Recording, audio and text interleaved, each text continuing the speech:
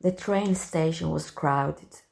A hidden fever ran through all that humanity, like me, that was looking for a way out of that black, deep well that our country, our history had become in 10 years. I was not alone in those days to have had the temerity, supported by despair, to abandon all or a lot. There were mostly young men and women with children in arms, who dragged in the little they now possess in a desperate rush to catch a train that would never bring them back. Many were crying while looking out of the windows, waving a hand to those who had, perhaps despite themselves, decided to stay. Other forces smiled, shouting, "You will come too. I will write to you." I went up the 3 steps of my carriage. I did not allow my mother to see me to the station. My heart would break into pieces like a crystal vase. As the train pulled out of the station slowly, I let my gaze linger on every single detail.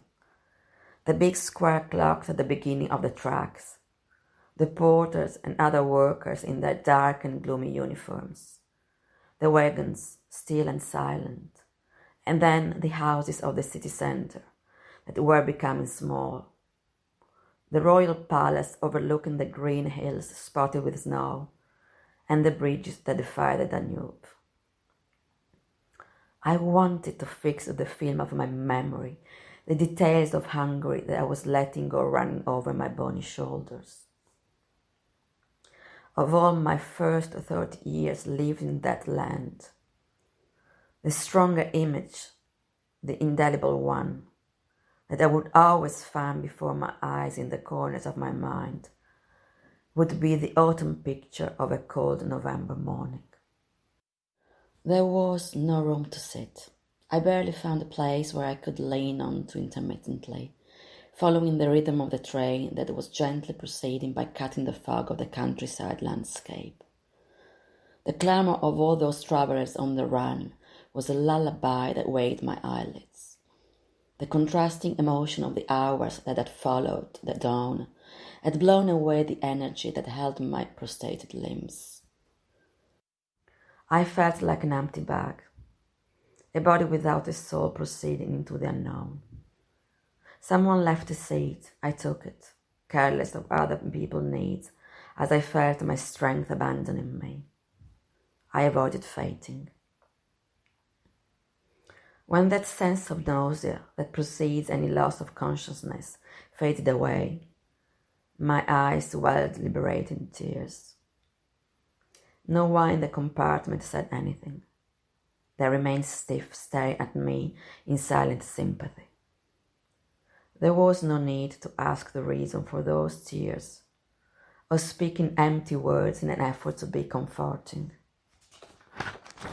Everyone guessed the pain of those who stood beside, just looking inside themselves.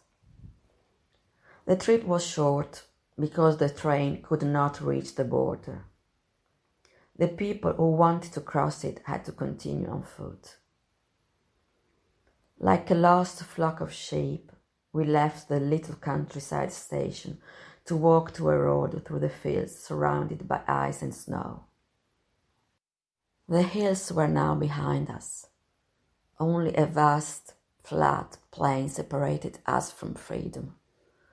I dragged with numb feet and cold purple hands my worn-out leather suitcase.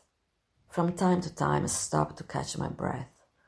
I sat on the brown box and watched the others. Fleeing people.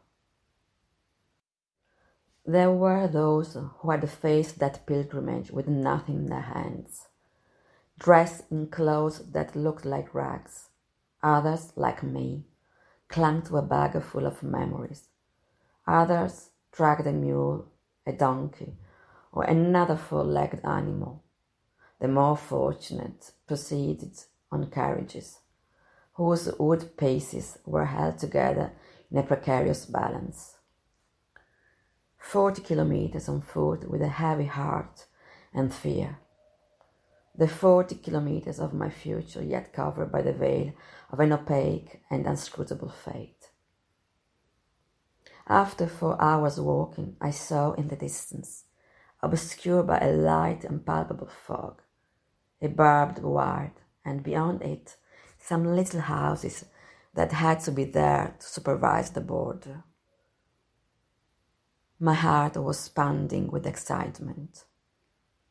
The most painful day perhaps lived until then opened its arms to the hope, the freedom to live according to one's will. 50 steps separated me from the gate, where uniformed men waited without reproach in their eyes, in solidarity with their people. I turned my back again, looked at the immaculate plain that stretched away to the horizon, and then, in the sunset light that lit up the air, I saw the last hills with their bare trees.